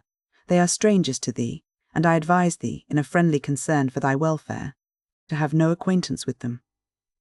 As I seemed at first not to think so ill of them as she did, she mentioned some things she had observed and heard that had escaped my notice, but now convinced me she was right. I thanked her for her kind advice and promised to follow it. When we arrived at New York, they told me where they lived and invited me to come and see them, but I avoided it, and it was well I did, for the next day the captain missed a silver spoon and some other things that had been taken out of his cabin, and knowing that these were a couple of strumpets, he got a warrant to search their lodgings, found the stolen goods, and had the thieves punished. So though we had escaped a sunken rock, which we scrapped upon in the passage, I thought this escape of rather more importance to me. At New York, I found my friend Collins, who had arrived there some time before me. We had been intimate from children and had read the same books together, but he had the advantage of more time for reading and studying, and a wonderful genius for mathematical learning in which he far outstripped me. While I lived in Boston, most of my hours of leisure for conversation were spent with him, and he continued a sober as well as an industrious lad, was much respected for his learning by several of the clergy and other gentlemen, and seemed to promise making a good figure in life. But during my absence he had acquired a habit of sotting with brandy, and I found by his own account, and what I heard from others, that he had been drunk every day since his arrival at New York, and behaved very oddly. He had game too, and lost his money, so that I was obliged to discharge his lodgings, and defray his expenses to and at Philadelphia, which proved extremely inconvenient to me. The then governor of New York, Burnet, son of Bishop Burnet, hearing from the captain that a young man, one of his passengers, had a great many books, desired he would bring me to see him. I waited upon him accordingly, and should have taken Collins with me, but that he was not sober. The Governor treated me with great civility, showed me his library, which was a very large one, and we had a good deal of conversation about books and authors. This was the second governor who had done me the honour to take notice of me, which, to a poor boy like me, was very pleasing. We proceeded to Philadelphia. I received on the way Vernon's money, without which we could hardly have finished our journey. Collins wished to be employed in some counting-house, but, whether they discovered his dramming by his breath or by his behaviour, though he had some recommendations, he met with no success in any application, and continued lodging and boarding at the same house with me, and at my expense. Knowing I had that money of Vernon's, he was continually borrowing of me, still promising repayment as soon as he should be in business. At length he had got so much of it that I was distressed to think what I should do in case of being called on to remit it. His drinking continued, about which we sometimes quarrelled, for, when a little intoxicated, he was very fractious. Once, in a boat on the Delaware with some other young men, he refused to row in his turn. "I will be rowed home," says he. "We will not row you," says I. "You must, or stay all night on the water," says he, "just as you please." The others said, "Let us row, what signifies it?" But, my mind being soured with his other conduct, I continued to refuse. So he swore he would make me row, or throw me overboard, and coming along, stepping on the thwarts toward me, when he came up and struck at me, I clapped my hand under his crutch, and rising, pitched him head foremost into the river. I knew he was a good swimmer, and so was under little concern about him. But before he could get round to lay hold of the boat, we had with a few strokes pulled her out of his reach, and ever when he drew near the boat, we asked if he would row, striking a few strokes to slide her away from him. He was ready to die with vexation, and obstinately would not promise to row. However, seeing him at last beginning to tire, we lifted him in and brought him home dripping wet in the evening.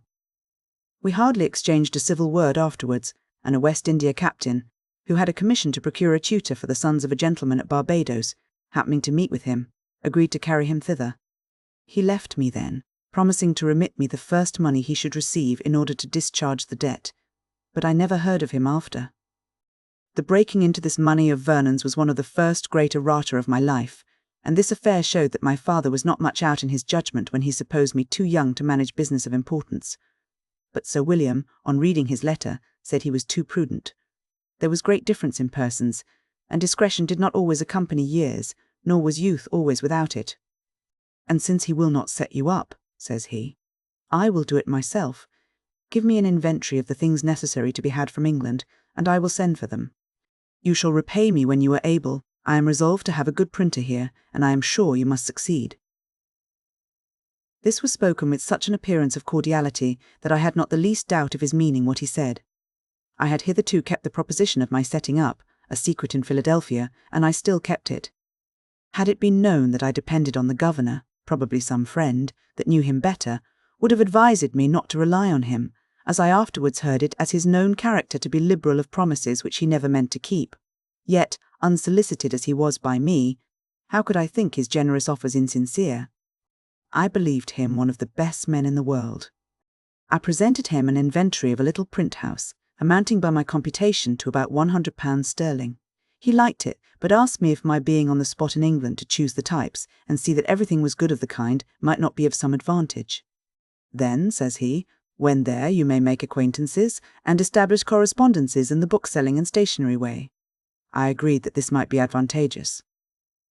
Then, says he, get yourself ready to go with Annis, which was the annual ship, and the only one at that time usually passing between London and Philadelphia. But it would be some months before Annis sailed, so I continued working with Keimer, fretting about the money Collins had got from me, and in daily apprehensions of being called upon by Vernon, which, however, did not happen for some years after. I believe I have omitted mentioning that, in my first voyage from Boston, being becalmed off Block Island, our people set about catching cod, and hauled up a great many. Hitherto I had stuck to my resolution of not eating animal food, and on this occasion I considered, with my master Tryon, the taking every fish as a kind of unprovoked murder, since none of them had, or ever could do us any injury that might justify the slaughter. All this seemed very reasonable. But I had formerly been a great lover of fish, and, when this came hot out of the frying pan, it smelt admirably well. I balanced some time between principle and inclination, till I recollected that, when the fish were opened, I saw smaller fish taken out of their stomachs. Then thought I, if you eat one another, I don't see why we mayn't eat you. So I dinned upon cod very heartily, and continued to eat with other people, returning only now and then occasionally to a vegetable diet. So convenient a thing is it to be a reasonable creature, since it enables one to find or make a reason for everything one has a mind to do. Fee. Entering interesting round. Early friends, IN Philadelphia. Keimer and I lived on a pretty good familiar footing, and agreed tolerably well, for he suspected nothing of my setting up. He retained a great deal of his old enthusiasms and loved argumentation. We therefore had many disputations. I used to work him so with my Socratic method, and had trepanned him so often by questions apparently so distant from any point we had in hand, and yet by degrees led to the point, and brought him into difficulties and contradictions, that at last he grew ridiculously cautious, and would hardly answer me the most common question, without asking first, "What do you intend to infer from that?" However, it gave him so high an opinion of my abilities in the confuting way, that he seriously proposed my being his colleague in a project he had of setting up a new sect. He was to preach the doctrines, and I was to confound all opponents. When he came to explain with me upon the doctrines, I found several conundrums which I objected to, unless I might have my way a little too, and introduce some of mine. Keimer wore his beard at full length, because somewhere in the Mosaic law it is said, "Thou shalt not mar the corners of thy beard." He likewise kept the seventh day, Sabbath, and these 2 points were essentials with him. I disliked both, but agreed to admit them upon condition of his adopting the doctrine of using no animal food. "I doubt," said he, "my constitution will not bear that." I assured him it would, and that he would be the better for it. He was usually a great glutton, and I promised myself some diversion in half-starving him. He agreed to try the practice if I would keep him company. I did so, and we held it for 3 months. We had our victuals dressed, and brought to us regularly by a woman in the neighbourhood, who had from me a list of 40 dishes, to be prepared for us at different times, in all which there was neither fish, flesh, nor fowl, and the whim suited me the better at this time from the cheapness of it, not costing us above 18 sterling each per week. I have since kept several Lents most strictly, leaving the common diet for that, and that for the common, abruptly, without the least inconvenience, so that I think there is little in the advice of making those changes by easy gradations. I went on pleasantly, but poor Keimer suffered grievously, tired of the project, longed for the flesh pots of Egypt, and ordered a roast pig. He invited me and 2 women friends to dine with him, but, it being brought too soon upon table, he could not resist the temptation, and ate the whole before we came. I had made some courtship during this time to Miss Reed. I had a great respect and affection for her, and had some reason to believe she had the same for me. But, as I was about to take a long voyage, and we were both very young, only a little above 18, it was thought most prudent by her mother to prevent our going too far at present, as a marriage, if it was to take place, would be more convenient after my return, when I should be, as I expected, set up in my business. Perhaps, too, she thought my expectations not so well-founded as I imagined them to be. My chief acquaintances at this time were Charles Osborne, Joseph Watson, and James Ralph, all lovers of reading. The two first were clerks to an eminent scrivener or conveyancer in the town.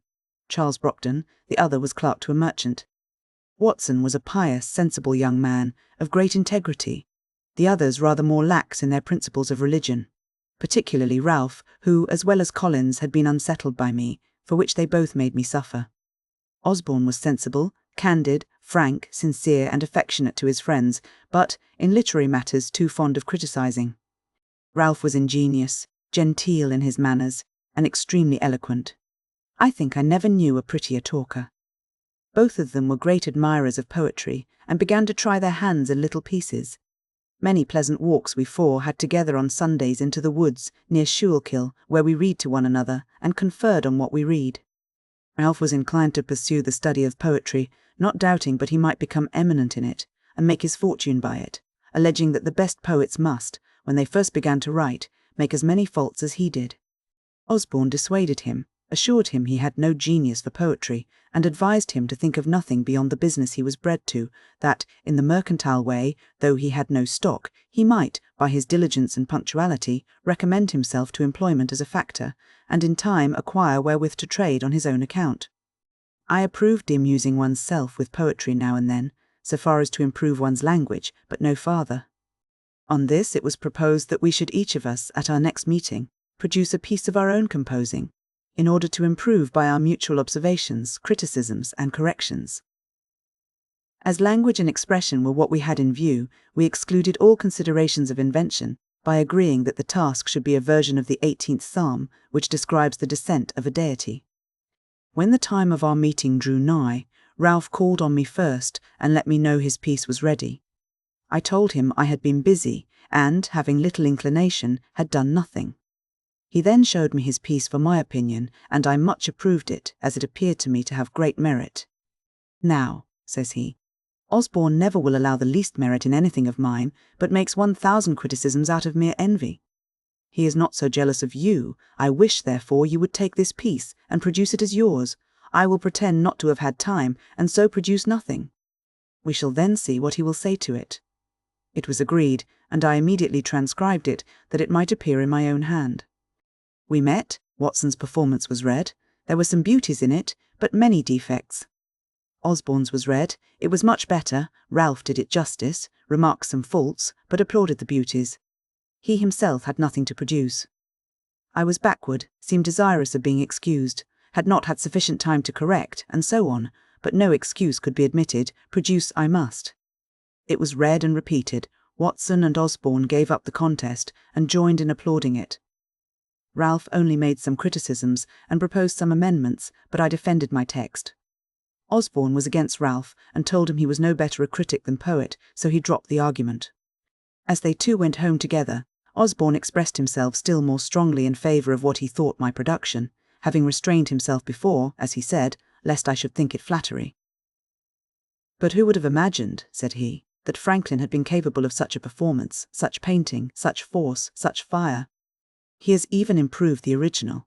In his common conversation he seems to have no choice of words. He hesitates and blunders, and yet, good God, how he writes! When we next met, Ralph discovered the trick we had played him, and Osborne was a little laughed at. This transaction fixed Ralph in his resolution of becoming a poet. I did all I could to dissuade him from it, but he continued scribbling verses till Pope cured him. He became, however, a pretty good prose writer, more of him hereafter. But, as I may not have occasion again to mention the other two, I shall just remark here that Watson died in my arms a few years after, much lamented, being the best of our set. Osborne went to the West Indies, where he became an eminent lawyer and made money, but died young. He and I had made a serious agreement that the one who happened first to die should, if possible, make a friendly visit to the other, and acquaint him how he found things in that separate state. But he never fulfilled his promise. Silence, ye wolves!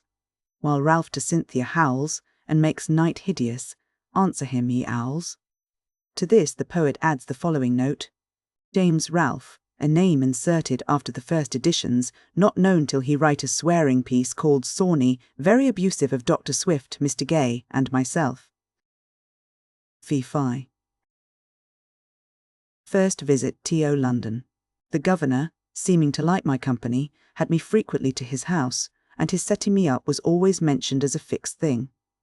I was to take with me letters recommendatory to a number of his friends, besides the letter of credit to furnish me with the necessary money for purchasing the press and types, paper, and so on.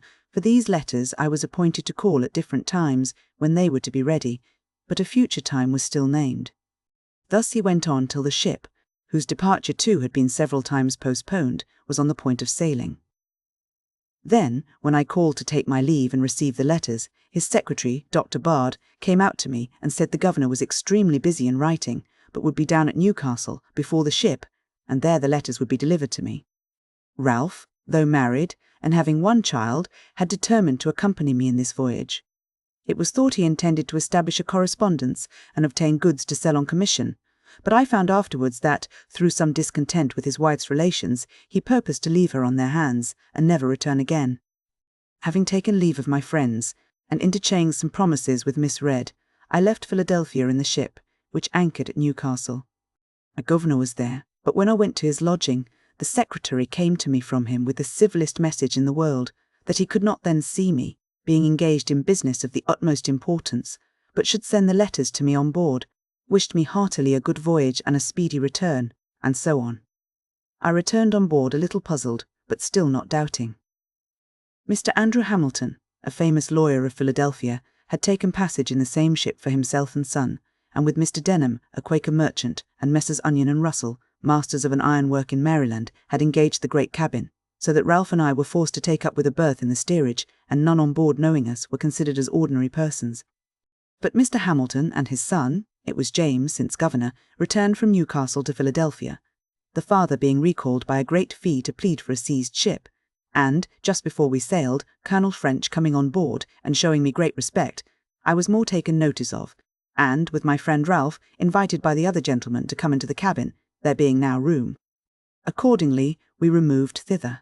Understanding that Colonel French had brought on board the governor's dispatches, I asked the captain for those letters that were to be under my care. He said all were put into the bag together, and he could not then come at them. But, before we landed in England, I should have an opportunity of picking them out, so I was satisfied for the present, and we proceeded on our voyage. We had a sociable company in the cabin, and lived uncommonly well, having the addition of all Mr. Hamilton's stores, who had laid in plentifully. In this passage, Mr. Denham contracted a friendship for me that continued during his life. The voyage was otherwise not a pleasant one, as we had a great deal of bad weather. When we came into the Channel, the captain kept his word with me, and gave me an opportunity of examining the bag for the governor's letters. I found none upon which my name was put as under my care. I picked out 6 or 7 that by the handwriting I thought might be the promised letters, especially as one of them was directed to Basket, the King's printer, and another to some stationer. We arrived in London the 24th of December, 1724. I waited upon the stationer, who came first in my way, delivering the letter as from Governor Keith. "I don't know such a person," says he, but opening the letter. "Oh, this is from Riddlesden. I have lately found him to be a complete rascal, and I will have nothing to do with him, nor receive any letters from him." So, putting the letter into my hand, he turned on his heel and left me to serve some customer. I was surprised to find these were not the governor's letters, and, after recollecting and comparing circumstances, I began to doubt his sincerity. I found my friend Denham, and opened the whole affair to him. He let me into Keith's character, told me there was not the least probability that he had written any letters for me, that no one, who knew him, had the smallest dependence on him, and he laughed at the notion of the governor's giving me a letter of credit, having, as he said, no credit to give. On my expressing some concern about what I should do, he advised me to endeavour getting some employment in the way of my business. "Among the printers here," said he, "you will improve yourself, and when you return to America, you will set up to greater advantage." We both of us happened to know, as well as the stationer, that Riddlesden, the attorney, was a very knave. He had half ruined Miss Reed's father by persuading him to be bound for him. By this letter it appeared there was a secret scheme on foot to the prejudice of Hamilton, supposed to be then coming over with us, and that Keith was concerned in it with Riddlesden. Denham, who was a friend of Hamilton's, thought he ought to be acquainted with it. So, when he arrived in England, which was soon after, partly from resentment and ill will to Keith and Riddlesden, and partly from good will to him, I waited on him and gave him the letter. He thanked me cordially, the information being of importance to him, and from that time he became my friend, greatly to my advantage afterwards on many occasions. But what shall we think of a governor's playing such pitiful tricks and imposing so grossly on a poor ignorant boy? It was a habit he had acquired. He wished to please everybody, and, having little to give, he gave expectations. He was otherwise an ingenious, sensible man, a pretty good writer, and a good governor for the people, though not for his constituents, the proprietaries, whose instructions he sometimes disregarded. Several of our best laws were of his planning and passed during his administration. Alf and I were inseparable companions. We took lodgings together in Little Britain at 3 shillings and 6pence a week, as much as we could then afford. He found some relations, but they were poor and unable to assist him. He now let me know his intentions of remaining in London, and that he never meant to return to Philadelphia. He had brought no money with him, the whole he could muster having been expended in paying his passage. I had 15 pistoles, so he borrowed occasionally of me to subsist, while he was looking out for business. He first endeavoured to get into the playhouse, believing himself qualified for an actor, but Wilkes, to whom he applied, advised him candidly not to think of that employment, as it was impossible he should succeed in it. Then he proposed to Roberts, a publisher in Paternoster Row, to write for him a weekly paper like The Spectator, on certain conditions, which Roberts did not approve. Then he endeavoured to get employment as a hackney writer, to copy for the stationers and lawyers about the Temple, but could find no vacancy. I immediately got into work at Palmer's, then a famous printing house in Bartholomew Close, and here I continued near a year. I was pretty diligent, but spent with Ralph a good deal of my earnings in going to plays and other places of amusement. We had together consumed all my pistoles, and now just rubbed on from hand to mouth. He seemed quite to forget his wife and child, and I, by degrees, my engagements with Miss Red, to whom I never wrote more than one letter, and that was to let her know I was not likely soon to return. This was another of the great errata of my life, which I should wish to correct if I were to live it over again. In fact, by our expenses, I was constantly kept unable to pay my passage. At Palmer's I was employed in composing for the 2nd edition of Wollaston's Religion of Nature. Some of his reasonings not appearing to me well-founded, I wrote a little metaphysical piece in which I made remarks on them. It was entitled, A Dissertation on Liberty and Necessity, Pleasure and Pain. I inscribed it to my friend Ralph. I printed a small number. It occasioned my being more considered by Mr. Palmer as a young man of some ingenuity, though he seriously expostulated with me upon the principles of my pamphlet, which to him appeared abominable. My printing this pamphlet was another erratum. While I lodged in Little Britain, I made an acquaintance with one Wilcox, a bookseller, whose shop was at the next door.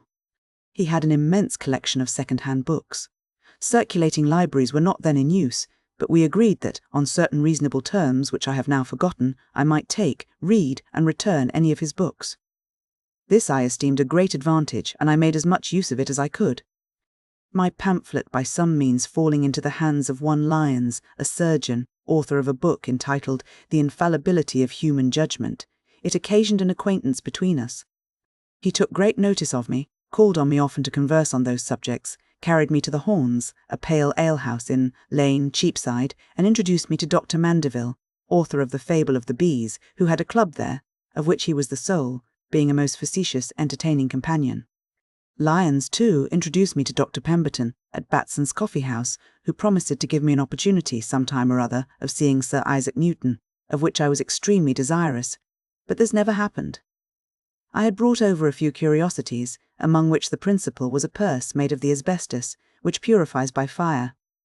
The Hans Sloane heard of it, came to see me, and invited me to his house in Bloomsbury Square, where he showed me all his curiosities, and persuaded me to let him add that to the number, for which he paid me handsomely. In our house there lodged a young woman, a milliner, who, I think, had a shop in the cloisters. She had been genteelly bred, was sensible and lively, and of most pleasing conversation. Ralph read plays to her in the evenings. They grew intimate. She took another lodging, and he followed her. They lived together some time, but, he being still out of business, and her income not sufficient to maintain them with her child, he took a resolution of going from London to try for a country school, which he thought himself well qualified to undertake, as he wrote an excellent hand, and was a master of arithmetic and accounts. This, however, he deemed a business below him, and confident of future better fortune. When he should be unwilling to have it known that he once was so meanly employed, he changed his name, and did me the honour to assume mine, for I soon after had a letter from him, acquainting me that he was settled in a small village, in Berkshire, I think it was, where he taught reading and writing to 10 or a dozen boys at 6pence each per week, recommending Mrs. T to my care, and desiring me to write to him, directing for Mr. Franklin, schoolmaster, at such a place. He continued to write frequently, sending me large specimens of an epic poem which he was then composing, and desiring my remarks and corrections. These I gave him from time to time, but endeavoured rather to discourage his proceeding. One of Young's satires was then just published. I copied and sent him a great part of it, which set in a strong light the folly of pursuing the Muses with any hope of advancement by them.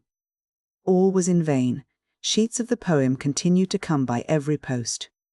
In the meantime, Mrs. T, having on his account lost her friends and business, was often in distresses, and used to send for me and borrow what I could spare to help her out of them.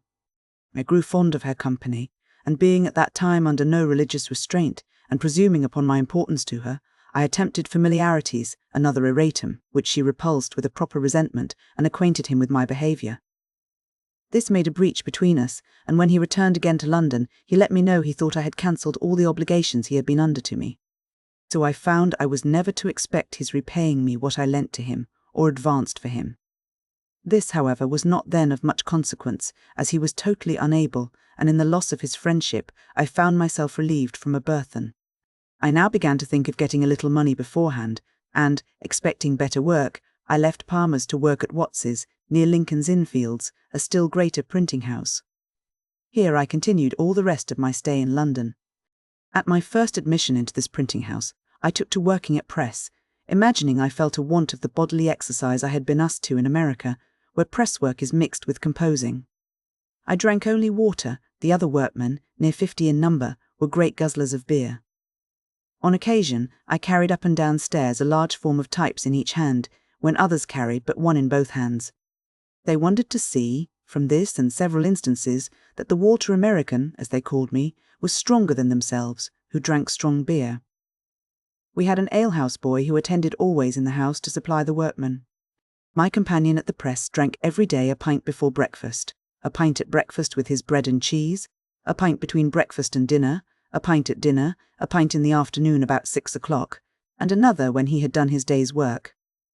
I thought it a detestable custom, but it was necessary, he supposed, to drink strong beer, that he might be strong to labour.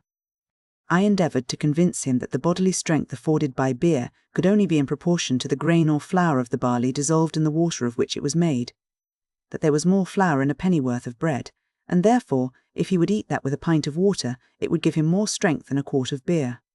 He drank on, however, and had 4 or 5 shillings to pay out of his wages every Saturday night for that muddling liquor, an expense I was free from, and thus these poor devils keep themselves always under. Watts, after some weeks, desiring to have me in the composing room, I left the pressman. A new bean venue or sum for drink, being 5 shillings, was demanded of me by the compositors. I thought it an imposition, as I had paid below. The master thought so too, and forbade my paying it. I stood out 2 or 3 weeks, was accordingly considered as an excommunicate, and had so many little pieces of private mischief done me, by mixing my sorts, transposing my pages, breaking my matter, and so on, if I were ever so little out of the room, and all ascribed to the chapel ghost, which they said ever haunted those not regularly admitted, that, notwithstanding the master's protection, I found myself obliged to comply and pay the money, convinced of the folly of being on ill terms with those one is to live with continually. I was now on a fair footing with them, and soon acquired considerable influence. I proposed some reasonable alterations in their chapel laws, and carried them against all opposition. From my example, a great part of them left their muddling breakfast of beer, and bread, and cheese, finding they could with me be supplied from a neighbouring house with a large porringer of hot water, gruel sprinkled with pepper, crumbed with bread, and a bit of butter in it, for the price of a pint of beer, viz., 3 halfpence. This was a more comfortable, as well as cheaper breakfast, and keep their heads clearer. Those who continued sotting with beer all day were often, by not paying, out of credit at the alehouse, and used to make interest with me to get beer. their light, as they phrased it, being out. I watched the pay table on Saturday night and collected what I stood engaged for them, having to pay sometimes near 30 shillings a week on their accounts. This, and my being esteemed a pretty good rigate, that is, a jocular verbal satirist, supported my consequence in the society. My constant attendance, I never making a St. Monday, recommended me to the master, and my uncommon quickness at composing occasioned my being put upon all work of dispatch, which was generally better paid. So I went on now very agreeably. My lodging in Little Britain being too remote, I found another in Duke Street, opposite to the Romish chapel. It was 2 pair of stairs backwards, at an Italian warehouse. A widow lady kept the house. She had a daughter and a maid-servant and a journeyman who attended the warehouse, but lodged abroad. After sending to inquire my character, at the house where I last lodged, she agreed to take me in at the same rate, 3s, 6d, per week, cheaper, as she said, from the protection she expected in having a man lodge in the house. She was a widow, an elderly woman, had been bred a Protestant, being a clergyman's daughter, but was converted to the Catholic religion by her husband, whose memory she much revered, had lived much among people of distinction, and knew 1,000 anecdotes of them as far back as the times of Charles II. She was lame in her knees with the gout, and therefore seldom stirred out of her room, so sometimes wanted company. And hers was so highly amusing to me that I was sure to spend an evening with her whenever she desired it. Our supper was only half an anchovy each, on a very little strip of bread and butter, and half a pint of ale between us, but the entertainment was in her conversation. My always keeping good hours, and giving little trouble in the family, made her unwilling to part with me, so that, when I talked of a lodging I had heard of, nearer my business for 2 shillings a week, which, intent as I now was on saving money, made some difference, she bid me not think of it, for she would abate me 2 shillings a week for the future, so I remained with her at 1 shilling and 6pence, as long as I stayed in London. In a garret of her house there lived a maiden lady of 70, in the most retired manner, of whom my landlady gave me this account, that she was a Roman Catholic, had been sent abroad when young, and lodged in a nunnery with an intent of becoming a nun. But, the country not agreeing with her, she returned to England, where, there being no nunnery, she had vowed to lead the life of a nun, as near as might be done in those circumstances. Accordingly, she had given all her estate to charitable uses, reserving only £12 a year to live on, and out of this sum she still gave a great deal in charity, living herself on water gruel only, and using no fire but to boil it. She had lived many years in that garret, being permitted to remain there gratis by successive Catholic tenants of the house below, as they deemed it a blessing to have her there. A priest visited her to confess her every day. I have asked her, says my landlady, how she, as she lived, could possibly find so much employment for a confessor. Oh, said she, it is impossible to avoid vain thoughts. I was permitted once to visit her. She was cheerful and polite, and conversed pleasantly. Her room was clean, but had no other furniture than a mattress, a table with a crucifix and book, a stool which she gave me to sit on, and a picture over the chimney of St. Veronica displaying her handkerchief, with the miraculous figure of Christ's bleeding face on it, which she explained to me with great seriousness. She looked pale, but was never sick, and I give it as another instance on how small an income, life and health may be supported. At Watts's printing house, I contracted an acquaintance with an ingenious young man, one Wygate, who, having wealthy relations, had been better educated than most printers, was a tolerable Latinist, spoke French, and loved reading. I taught him and a friend of his to swim at Twice going into the river, and they soon became good swimmers. They introduced me to some gentlemen from the country, who went to Chelsea by water to see the college and Don Soltero's curiosities. In our return, at the request of the company, whose curiosity Wygate had excited, I stripped and leaped into the river, and swam from near Chelsea to Blackfriars, performing on the way many feats of activity, both upon and under water, that surprised and pleased those to whom they were novelties.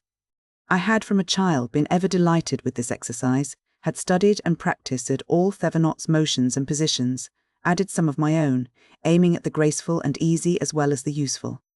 All these I took this occasion of exhibiting to the company, and was much flattered by their admiration, and Wygate, who was desirous of becoming a master, grew more and more attached to me on that account, as well as from the similarity of our studies.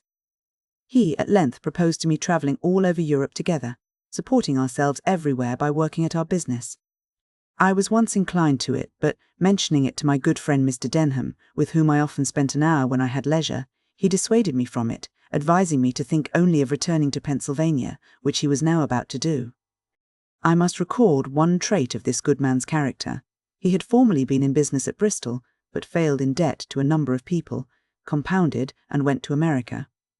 There, by a close application to business as a merchant, he acquired a plentiful fortune in a few years.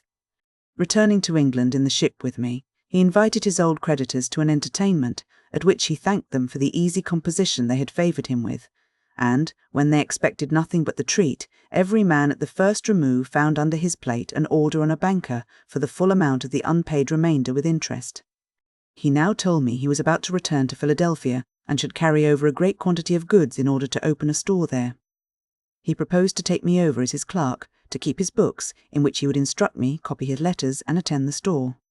He added that as soon as I should be acquainted with mercantile business, he would promote me by sending me with a cargo of flour and bread, and so on, to the West Indies, and procure me commissions from others which would be profitable, and, if I managed well, would establish me handsomely. The thing pleased me, for I was grown tired of London, remembered with pleasure the happy months I had spent in Pennsylvania, and wished again to see it. Therefore I immediately agreed on the terms of £50 a year, Pennsylvania money, less, indeed, than my present gettings as a compositor, but affording a better prospect. I now took leave of printing, as I thought, forever, and was daily employed in my new business, going about with Mr. Denham among the tradesmen to purchase various articles, and seeing them packed up, doing errands, calling upon workmen to dispatch, and so on. And, when all was on board, I had a few days' leisure. On one of these days, I was, to my surprise, sent for by a great man I knew only by name, a Sir William Wyndham, and I waited upon him. He had heard by some means or other of my swimming from Chelsea to Blackfriars, and of my teaching Wygate and another young man to swim in a few hours. He had 2 sons, about to set out on their travels. He wished to have them first taught swimming, and proposed to gratify me handsomely if I would teach them. They were not yet come to town, and my stay was uncertain, so I could not undertake it. But from this incident, I thought it likely that, if I were to remain in England and open a swimming school, I might get a good deal of money, and it struck me so strongly that, had the overture been sooner made me, probably I should not so soon have returned to America. After many years, you and I had something of more importance to do with one of these sons of Sir William Wyndham, become Earl of Egremont, which I shall mention in its place. Thus I spent about 18 months in London. Most part of the time I worked hard at my business, and spent but little upon myself except in seeing plays and in books. My friend Ralph had kept me poor. He owed me about £27, which I was now never likely to receive, a great sum out of my small earnings. I loved him, notwithstanding, for he had many amiable qualities. I had by no means improved my fortune, but I had picked up some very ingenious acquaintance, whose conversation was of great advantage to me, and I had read considerably.